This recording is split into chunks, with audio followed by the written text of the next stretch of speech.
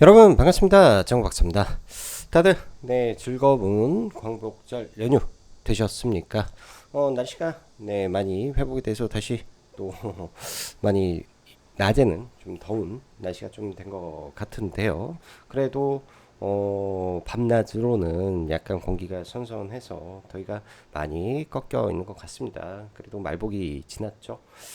자, 8월도 어느덧 보름이 넘어서 중반을 훌쩍 넘은 상태에서 시장이 움직이는데 8월 초에 시장이 세금 세제 개편 이슈와 대주주 양도세 이슈로 양시장 다 마이너스 4% 급락을 보인 이후에 시장이 2주 동안 코스닥은 상당히 많이 올라와서 박스권 상단 코스피도 거의 다 회복한 상태에서 거의 6거래 일 연속으로 지수는 크게 움직이지 않은 상태에서 종목 장세만 지속적으로 펼쳐지고 있는 시장의 모습입니다. 뭔가 하나 눈치 보기 흐름도 있는 것 같고, 또한 실적 발표 시즌이 지난주 금요일부로 마감되면서 호실적이 나오는 종목군들은 굉장히 큰 폭의 폭등을 보여주고, 고점에서 생각보다 실적이 시장 예상보다 나오지 못했던 산업은 또 굉장히 큰 쓰라린 고통을 주었던 그런 실적 시즌이었다라고 생각을 하는데요. 실적 시즌은 우리가 항상 마감되고 나서 꼭 체크해야 되고 산업의 방향성을 다시 한번 점검을 해야 된다라고 보는데, 특히 여러분들이 주식을 하면서 개인의 역량을 키우기 위해서는 항상 반기 보고서 내에서 사업 흐름을 꼼꼼히 체크해 보는 것도, 우리가 투자를 뭐 하루 이틀 할 건 아니잖아요.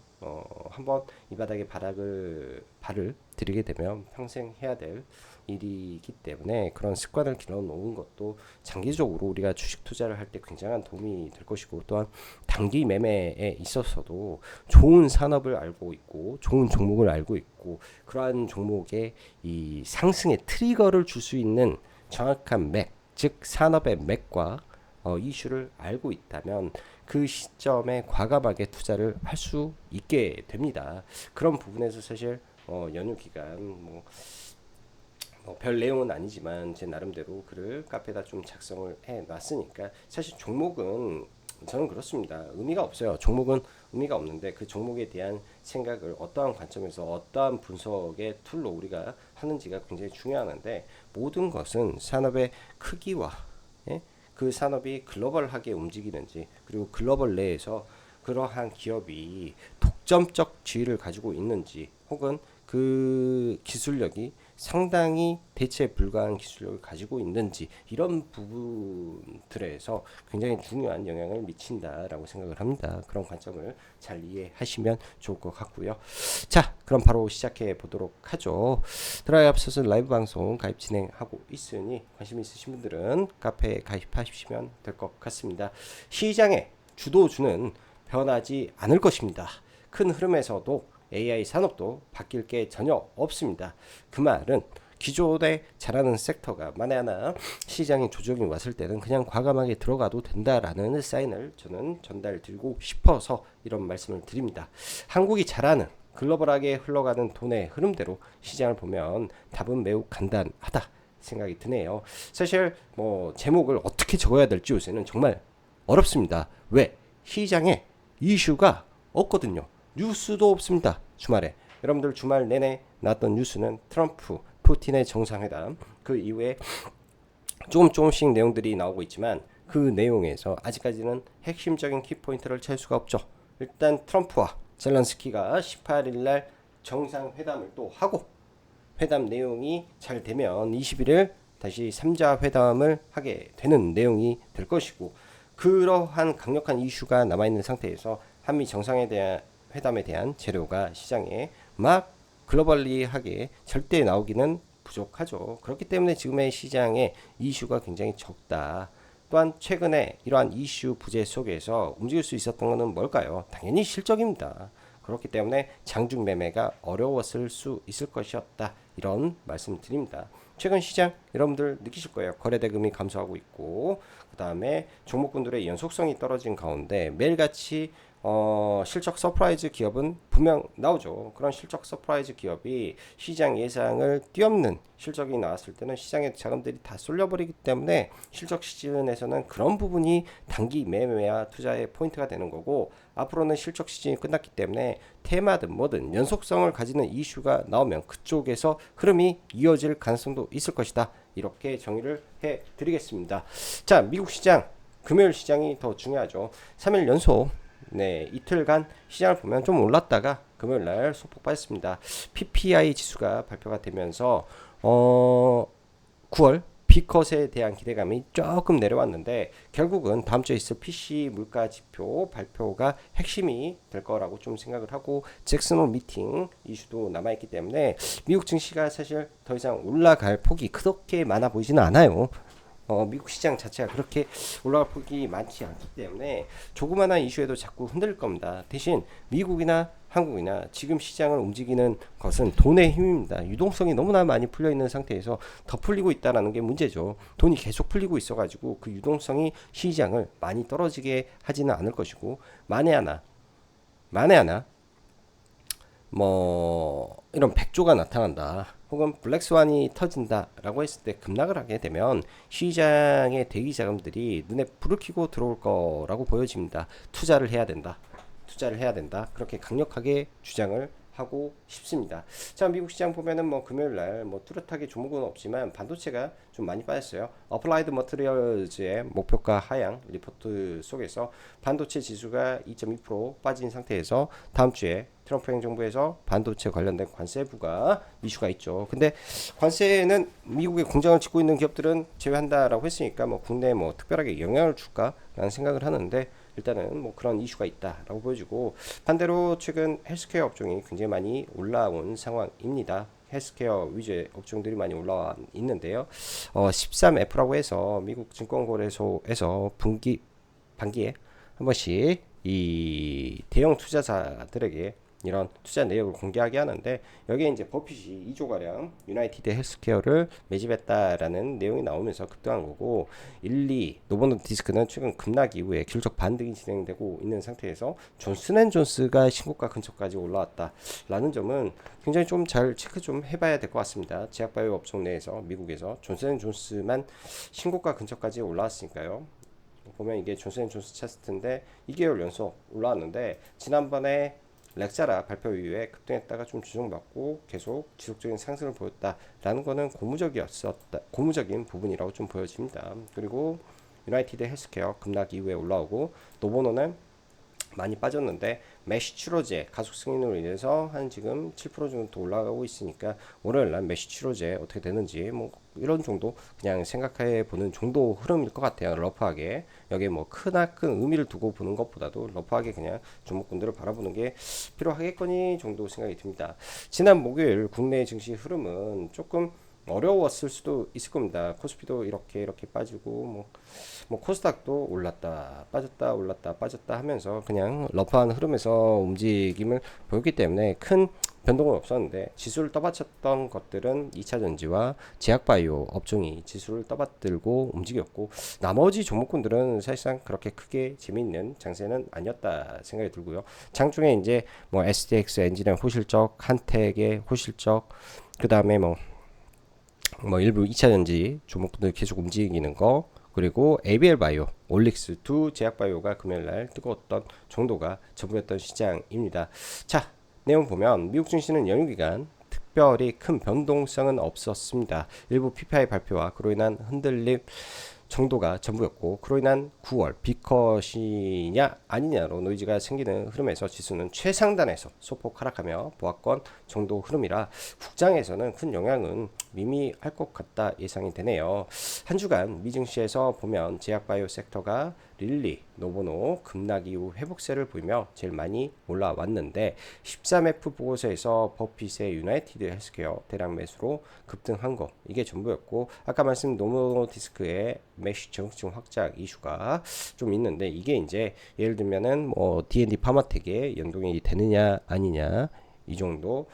존슨앤존스가 신고가를 앞두고 있는 마당에 유한양행의 흐름을 지금부터는 다시 좀 봐야 되겠다. 지난번에 이 렉자라 실적 발표 이후에 한번 폭등을 했었는데 그 이후에 수급이 계속 빠져나가면서 급락을 보였었죠.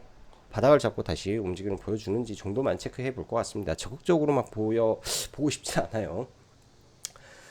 미국 증시가 빠르게 다시 신고가를 치고 올라온 데는 유동성의 힘이 크고 거기에 금리나 기대감이 자리 잡고 있습니다.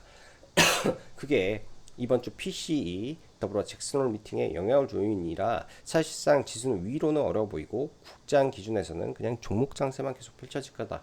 2분기 실적 발표가 마무리되면서 최근 시장은 실적 서프라이즈 종목들의 급등 그리고 2차 전지주들의 강세 그리고 제약바이오 세네 개 종목의 폭등 반대로 알테오젠의 리포트발 하락과 노이즈가 제일 컸던 이슈가 될 겁니다. 2분기 실적 시즌이 끝났기 때문에 그 실적을 바탕으로 연속되는 종목이 있을 것이고 실적과 무관하게 모멘텀으로 움직이는 섹터도 나올 것으로 보이니 잘 체크하시면서 시장 대응하시기 바라고요. 시장에서 중요한 것은 저는 주도 업종의 존재라고 생각합니다. 그들의 방향성을 판단해야 됩니다. 그래야 투자가 되는 것이기 때문이고 그런 의미에서 조선과 원전은 괜찮다. 방사는 이번에 이미 평화회담, 평화협정 말 나오고 있죠. 당장 안 되더라도 언젠간 되겠다라는 이런 희망이 생겨버린단 말이에요. 그러면 사실상 이렇게 보는 거예요. 방산의 종목군들 수주 잔고는 많을 겁니다. 근데 추가 수주에서 가격 협상력이 떨어지는 거 아니야? 혹은 좀 미뤄서 발주해도 되는 거 아니야? 이런 기대감들을 가져버릴 수 있다라는 거죠. 그런 것들이 종목군들에게 영향을 미칠 수 있기 때문에 좀 그런 거고요. 그리고 뭐 다른 쪽에서 실적 부분에서 그리고 산업 부분에서 AI 발전은 당연히 지속되고 있고 그로 인한 투자가 여전히 가속되고 있으며 그 속에서 기회를 찾아야 된다 할 수 있겠죠. 종목들은 다 이미 시장에서 정해져 있습니다. 바뀔 수가 없습니다. 또한 엔터 쪽도 MD 매출의 증가, IP의 파워가 강해지고 있고 이게 확인이 되었기 때문에 이쪽도 전혀 나쁠 게 없습니다. 또한 하이브의 BTS가 조금 밀리고 방시혁 의장의 노이즈가 상당한 가운데 하이브가 많이 떨어졌다. 최근에 회복을 하죠. 일단 대장이 회복하는 모습 그리고 리포트에서 보면 내년에 그냥 BTS로만 매출 2조 2천억이 나올 수 있다라는 보고서도 있더라고요. 2조 2천억 적지 않죠. 그런 내용들 보면 전반적으로 엔터에 강한 이슈들이 많다. 그래서 엔터를 봐야 된다. 또한 8월 달에 시장의 주도 업종이었던 종목군들은 2차 전지와 엔터와 조선 그리고 제약바이오였는데 바닥에서 올라와서 가장 많이 올라온 종목 섹터가 2차 전지였죠. 근데 전부 다 저항권에 머물고 있는 상태입니다. 그래서 위로 더 치고 올라가기 어려운 2차 전지는 박스권에서 내려오게 되면 매수의 관점으로 봐야 되는 거고 나머지 신고가 영역에서 모멘텀이 붙어서 뚫어버린다면 이쪽은 상승 추세가 지속된다라고 보는 관점이 저는 더 맞을 것이다 생각이 드네요. 다음 주 트럼프에 의한 다음 주도 트럼프에 의한 시장이 펼쳐질 걸로 생각이 드는데 일단 트럼프 젤런스키 18일 날 회담을 하죠. 그 앞서서 푸틴하고 사실상 휴전 협상은 안 나왔으니까 별 볼일 없는 거고 그리고 첫 술에 배부를 수 없는 이슈기 때문에 당연한 일이었다 생각을 하는데요. 일단 돈바스 지역 내놔라 푸틴은 말하는 거고 젤란스키는 일단은 트럼프랑 이야기를 해보고 이게 이어져서 3자 회담으로 가게 된다면 이 사이에 날짜가 있지 않습니까? 19, 20, 21 3일간 테마가 단기적으로 생길 수 있죠. 즉 이런 경우에는 시장이 정해주는데 결국 시장에서 대장주가 SY 스틸텍이었기 때문에 SY 스틸텍의 돈이 얼마나 밀리는지 하락했던 낙폭을 얼마나 회복하고 올라오는지 장중에 박스권을 그리는지 등등 체크하시면서 트레이딩 관점에서 볼 수 있을 것 같고요. 한미 정상회담은 마스가 프로젝트가 대표적으로서 HA 중공이 급등을 했다가 현재 투자 경고로 좀 밀리고 있습니다. 실적은 55억 정도 나와서 실적으로 놓고 보면 상당히 못하고 있어요. 못하고 있는데 기대감이 선반영돼서 올라왔다라고 보면 될 것 같고 그냥 HJ 중공 한 종목을 단기적으로 한미 정상회담이 25일이기 때문에 그 가운데 이러한 앞선 일정이 많다. 그래서 부각이 안 돼서 많이 밀리게 되면 한미 정상회담 전에 종배를 때려본다든지 생각보다 많이 빠지게 되면 눌림목에서 저점 매수를 노려본다든지 이런 방식을 쓰면 좋을 것 같고요. 한미 정상회담에서는 세 가지 정도 있는데 남북 경협 이슈가 있을 것이고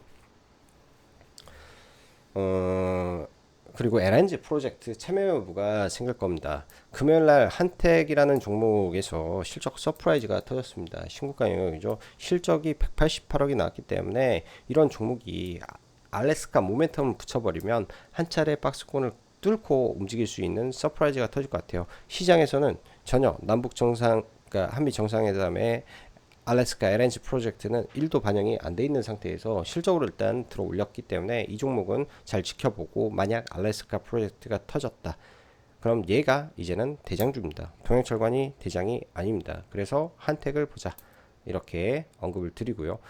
미래를 한번 생각을 해보면 사실 말도 많고 했던 뭐 예전에 메타버스도 있고 XR, VR 이슈도 참 많았죠. 그러던 가운데 이 스마트 글라스가 점점 진화하고 있습니다.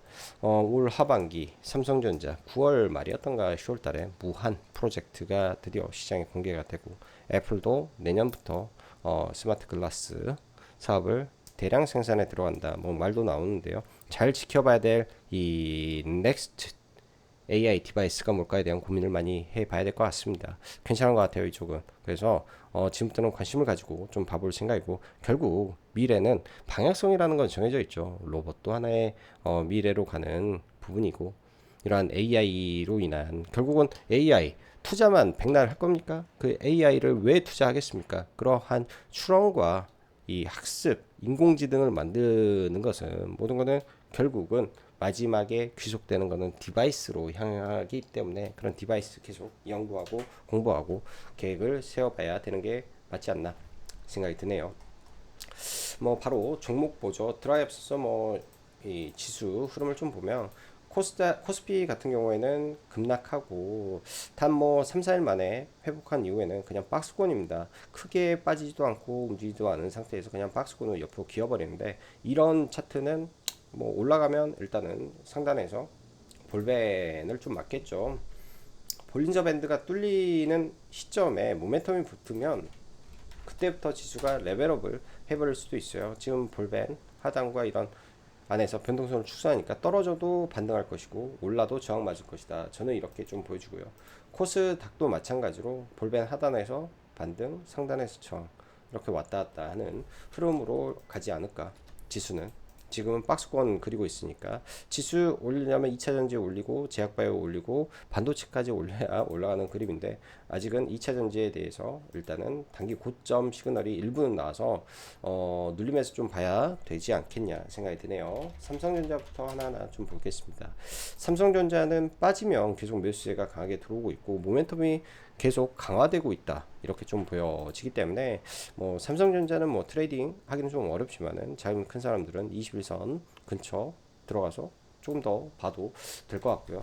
SK 하이닉스가 경쟁이 치열해지면서 많이 급락하다 좀 올라오는데, SK 하이닉스는 그냥 박스권이고요. 최근 HBM 쪽은 별로 잘 가지는 못해요. 두산도 마찬가지고, 이수페타시스도 이번에 실적이 일부 하회하다 보니까 좀 밀려버리고요. 이런 반도체 종목군들은 잘 못 가는데, 반도체 안에서 SNS텍의 흐름이 상당히 좀 좋은 것 같습니다. 반도체 안에서 이게 이제 결국은 EUV 선단 공정에 대한 기대감이 계속 올리는 것 같고요. 반도체는 리노공업도 저는 참 좋게 보고, 목요일날, 수요일날 매매하고 회원님들과 종배도 했었는데, 이 친구는 조금 아쉬웠던 것 같아요. 매매는 이렇게 하면서 뭐 잘 매매했었는데, 매매는 조금 아쉬웠던 종목 같습니다. 이거는 제가 수요일날 방송을 안 해가지고 방송이 없는데요. 이렇게 종배를 좀 했었고요. 그리고 반도체는 이들 종목만 현재는 있고 나머지는 좀 없다 보여주고, 막간을 이용해서 방산 하나 에어로스페이스부터 하나하나 좀 보면요. 최근에 방산 굉장히 많이 빠졌죠. 워낙에 사이즈가 큰 종목이기 때문에 바로 죽지는 않을 거고 그냥 박스권 흐름이고, 올라가게 되면 또 떨어지는 현상이라 지금은 방산을 안 보는 게 좋겠다. 저는 오히려 방산 쪽은 반등이 나도 반등이 나오면 그냥 빠져나오는 게 좋지 않나 생각이 들어요. 급락 이후에 반등이 없어요. 현대 로템도 마찬가지고 올라오게 되면. 그래서 방사는 지금 상당히 별로 같다.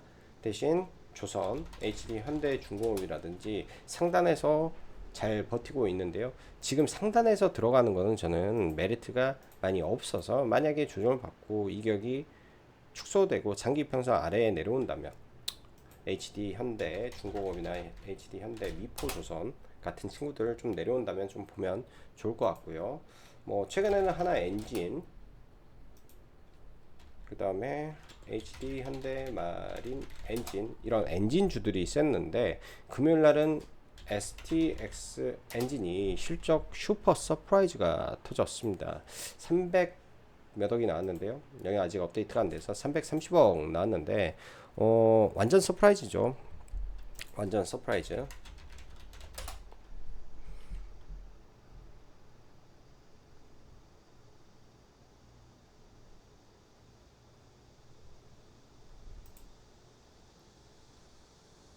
영업이익도 15%가 나오고 333억 나와서 시장 서프라이즈율로는 탑을 찍어버렸을 정도로 어마무시한 서프라이즈가 일단 터졌습니다. 그래서 STX 엔진은 일단 강하게 박스권을 돌파했기 때문에 내일장 좀 눌림에서 좀 볼 수 있을 것 같고요. 저도 실적 발표하고 사실 여기서 비중을 많이 때려받고 그냥 홀딩했어야 되는데, 그러지 못하고 여기서 돌파로 들어갔다 반 팔고 추가 매수하고 일단 다 팔고, 만약에 밀리면 이거 지지와 저항 좀 보면서 주봉상 있으니까 한 32,000원대 혹은 33,000원대 그 이하권 온다면 한번 관심 있게 봐봐야 될 것 같습니다. 장기 박스권이 뚫렸어요. 장기 박스권이 뚫리면서 올라왔기 때문에 조정이 어떻게 나오는지 좀 보면서 넘어가야 될 것 같고, 수급도 견조한 상태에서 신고가 돌파 장대 양봉이기 때문에 얘는 잘 지켜봐야 될 것 같습니다.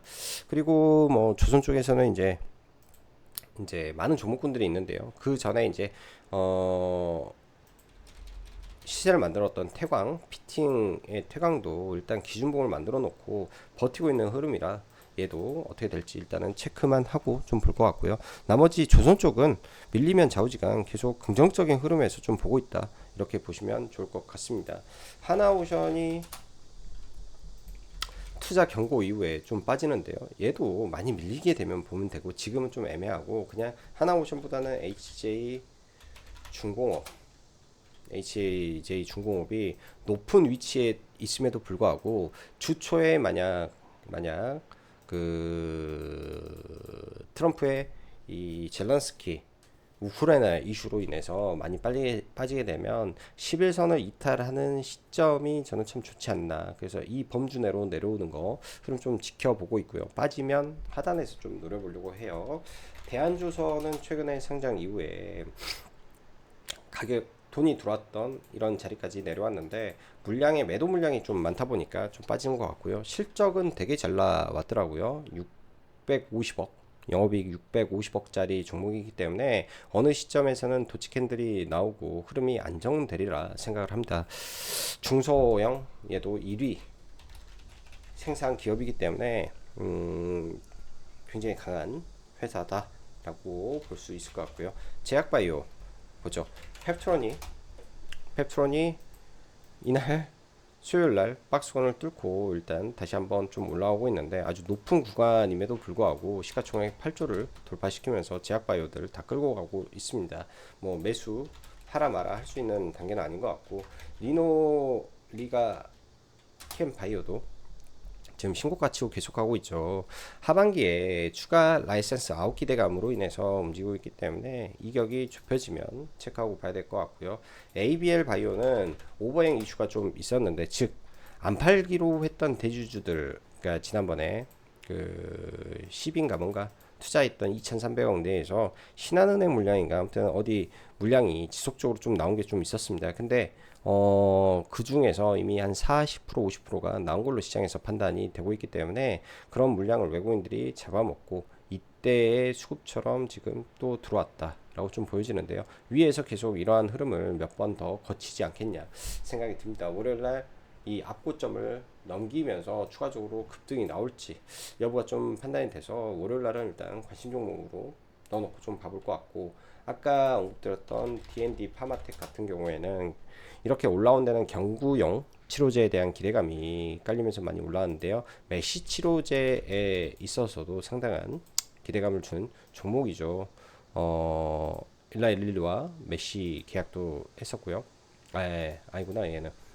아무튼 메시로 올라온 기업이기 때문에 이 구간 어떻게 뚫고 올리는지 좀 체크를 하고 봐야 될 것 같고, 올릭스 또한 주가의 위치가 신고가 영역에서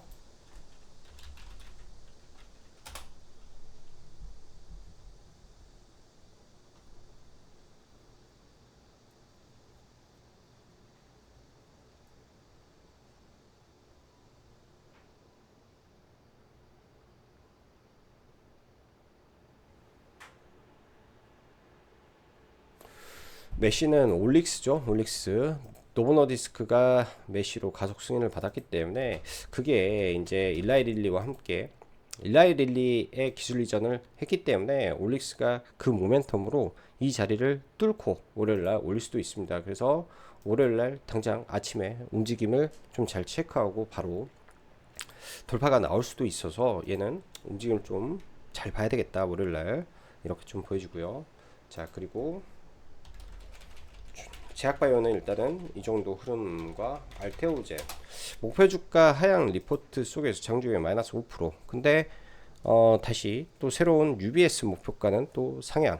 좀 서로 갈립니다. 목표 주가가 맥쿼리에서는 상향이라 서로 갈리는데요. 여기 박스권 흐름이 어떻게 나오는지 이 정도 알테오젠 체크해야 됐다 생각이 들고, 전력 인프라에서 LS 에코 에너지가 이번에 230억 영업이익을 만들면서 사실 8월 6일 날 실적이 나왔었더라고요. 저는 그 뒤늦게 확인이 돼가지고 이렇게 좀 올라왔었는데, 다시 이제 좀 많이 내려오게 되면 이런 거는 호흡을 길게 잡고 많이 빠지면 본다, 이런 관점에서 좀 봐야 되지 않겠냐 생각이 들고요.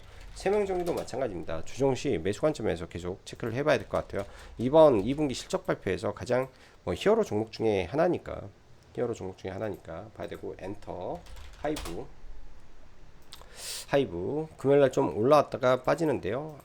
일단 하이브가 버티고 있죠. 그리고 YG 엔터 나쁘지 않고 SM 좋고요.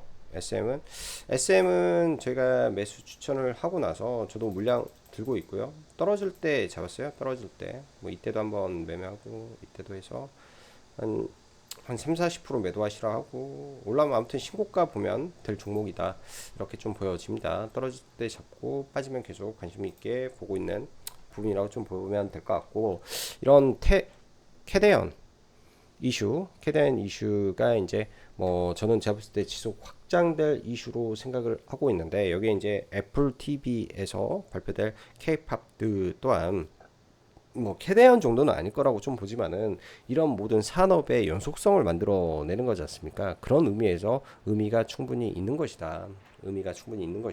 이렇게 종목을 보시면 이해가 될 것 같습니다. 자, 2차전지 잠깐 보고 마무리하죠. 에코프로 BM 차트 흐름만 좀 봐요. 차트 흐름만.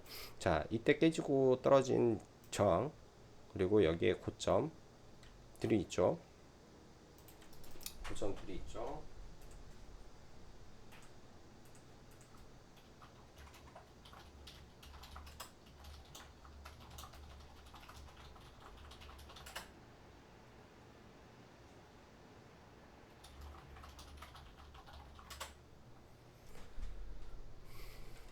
고점들이 있고, 이런 저항 구간들 강하게 뚫기 위해서는 뭔가 모멘텀이 나와야 되고, LNF도 사실 굉장히 많이 올라왔습니다. 딱 이 구간부터 강한 저항권에 돌입하는 구간이죠. 여기를 뚫어버리게 된다면 뭔가 수급적으로 뭐가 나와야 된다라고 보고, 최근에 이런 LNF라든지 LNF 특히 연기금에서 많이 사서 올리고 있어서 제가 봤을 때는 기본적으로 94,000원 일단은 테스트는 하고 죽던가 하지 않겠냐 생각이 들고요. 시가총액이 그나마 싸니까. 그다음에 코스모 신소재도 목요일날 단기 박스권을 일단은 뚫어내는 흐름이라 이 친구들도 마찬가지로 이런 앞에 저항권들 어떻게 처리가 되는지 모두 이런 저항권까지 올라가게 되면 무조건 단기 저항을 받습니다. 이런 거는 여러분 이렇게 생각을 하세요. 내려오는 이평선이 지금 이렇게 수렴을 하고 단기 그러니까 중기라고 하죠. 60일 이평선들이 수렴을 한 상태에서 장기 이평선을 한번 돌파했는데 이 장기 이평선의 기울기가 우하향 하고 있다라는 거. 장기 이평선의 기울기가 우하향하고 있다라는 거는 그 이평선을 꼬았던 이게 우상향을 하게 되어 있습니다. 그러면은 이게 올렸다가 빠지면 이 장기 이평선이 돌아가요. 그때서야 그러면 이 밑에 있던 120평선이 지지가 될 때 딱 사면 됩니다. 즉 박스권을 그린다. 100%. 이거는 아주 높은 확률로 그렇게 될 가능성이 매우 높다라고 생각이 드네요. 그래서 지금은 모두 올라가게 되면 여기서 추가적으로 상승이 나온다면 걸리는 위치가 참 많다 보니까 상승의 제한이 될 수 있는데 아직까지는 업사이드가 조금 남아서 그 업사이드 보고 투자하는 것보다는 적절히 위에 올라가서 저항을 받는지 그리고 조정의 폭이 얼마나 깊어지는지를 보면서 물량을 진입할까 말까에 대한 고민을 해봐야 되는 시점이 되어 있구나 이렇게 생각이 듭니다. 그리고 원전에서 두산 에너빌리티가 이번에 좀 빠졌는데요. 올라왔다 빠졌는데요. 근데 그럼에도 불구하고 잘 버티고 있습니다. 수급도 안 좋고 뭐 하지만 잘 버티고 있어요. PHI 이번에 매수 여기서 들어가서 여기서 들어갔죠. 여기서 매집해서 여기서 일단은 다 날리고 보고 있는데 얘도 저는 박스권이라고 생각이 들고요. 박스권 이후에 중장기적으로는 다 뚫어버리고 훨씬 더 높게 올라가는 게 맞다. 원전의 대장이 두산 에너빌리티도 맞지만 BHI도 맞다. 아주 오랫동안의 장기 박스권입니다. 이게 1, 2년이 아니라 무려 20년 가까운 박스권을 이제서야 뚫었는데 이 뚫은 게 여러 가지가 있죠. 고작 여기서 고점 21,000원에서 고작 2배 올랐는데 이 시간과 업력 그리고 이 당시에 이 배열 회수 보일러 회사는 수십 개였는데 지금 글로벌에 5개 그리고 글로벌 1위 기업 근데 그 배수 그 보일러 그다음에 그런 방식의 가열기부터 해가지고 보조기기가 대충 한 7개 있는데 3-4개가 겹칩니다.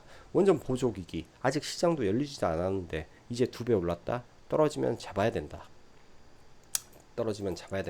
이렇게 좀 보여지네요. 이번에 이익도 서프라이즈가 나오면서 200억을 냈죠. 200억을 냈으면 이렇게 보는 거예요. 이 기업이 계속 성장하고 있다라는 게 확인됐어요. 여기 200억이 나왔죠. 그럼 기본적으로 이 전에 3월 달에 여기다가 곱하기 4를 하면 대충 연간에 500억이었던 컨센이 잡혔을 텐데 이게 200억이 나오면은 이제 생각은 복잡한 거야. 그러면 200억이 나와서 지금 벌써 330억 됐는데 330억에 2배를 해야 되니까 예를 들면 여기서 660억이 되는 거죠. 3분기에 서프라이즈 하면은 내년에 가이던스가 바뀌게 되는 거죠. 그럼 얘는 내년에 이거 잘하면 1000억을 할 수 있는 기업이 되는 거야? 이런 상상을 할 수 있게 만들었다. 실적 발표에 대한 부분은 이렇게 해석하시면 된다. 이렇게 설명드립니다. 뭐 시간이 또 많이 흘러갔네요. 뭐 스마트 글래스라든지 뭐 세명전기나 뭐 나머지 이야기도 좀 더 하고 싶지만은 오늘은 여기까지 이야기하고 마무리하도록 하겠습니다. 조만간 장중 라이브 방송 혹은 야간 라이브 방송을 할 예정이기 때문에 그때 많이 찾아주시고요. 영상에 좋아요, 구독 많이 눌러주시면 저에게 많은 도움 될 것 같습니다. 자, 오늘도 여기까지 정박사였습니다. 감사합니다.